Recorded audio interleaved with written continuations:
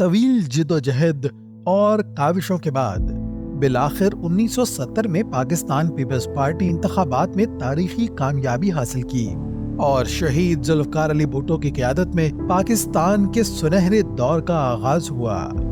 حقیقتاً انہوں نے ایک نئے پاکستان کی بنیاد رکھی، ایک ایسے ملک جہاں عوام کے حقوق کی خاطر زرعی اصلاحات، صنعتوں کو قومی دھارے میں شامل کرنا اور تعلیمی شعبے کی ترقی جیسے انقلابی اقدامات اٹھائے گئے۔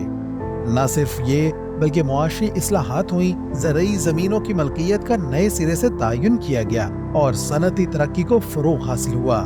ایٹمی قوت کی بنیاد رکھی، سرزمین بے آئین کو متفقہ، جمہوری اور اسلامی آئین دیا۔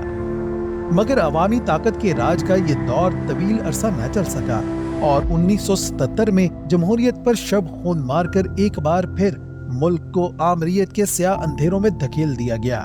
مگر عوامی طاقت کو کچلنے کے لیے محض یہ کافی نہ ثابت ہوا تو ظلم کے پیروکاروں نے شہید ذوالفقار علی بھٹو کو ایک جھوٹے مقدمے میں 1989 میں عدالتی قتل کے ذریعے شہید کر دیا۔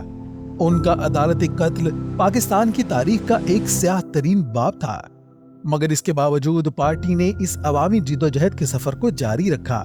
اپنے عظیم لیڈر کو کھونے کے غم نے جہاں عوام میں مایوسی کا بیج بویا تھا، وہیں بیگم نصرت بھٹو اور شہید محترمہ بینظیر بھٹو کی پارٹی قیادت سنبھالتے ہی امید کی ایک نئی کرن ایک بار پھر ابھر کر آئی۔ اپنی جلا وطنی کو ترک کر کے محنت اور انتھک کاوشوں کی بدولت 1988 میں شہید محترمہ بینظیر بھٹو اسلامی دنیا کی پہلی خاتون وزیر اعظم بنی۔ ان کے دونوں ادوار حکومت میں پیپلز پارٹی نے عوامی فلاح کے منصوبے شروع کیے، جن میں تعلیمی اصلاحات، صحت کی سہولیات، جدید میزائل ٹیکنالوجی اور غریبوں کے لیے مالی امداد کی فراہمی سر فہرست ہے۔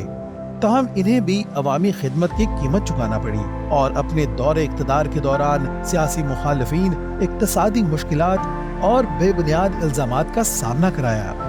لیکن پھر بھی انہوں نے ایک باہمت اور بہادر خاتون رہنما کی مثال قائم کرتے ہوئے اپنے والد کی ویژن کو آگے بڑھایا اور جمہوریت کے لیے اپنے عزم کو مضبوط رکھا۔ انہوں نے اپنے سیاسی سفر میں عام ریت کا مقابلہ کیا، دہشت گردوں کی آنکھ میں آنکھ ڈال کر للکارا اور آئین، قانون اور پارلیمان کی بالادستی کے لیے 30 سال جدوجہد کی۔ لیکن جمہور دشمن عناصر ایک بار پھر متحرک ہوئے اور 2007 میں وہ سانحہ رونما ہوا جس نے جمہوریت، آئین، قانون اور پارلیمان کی بالادستی کی ایک توانا آواز کو خاموش کر دیا۔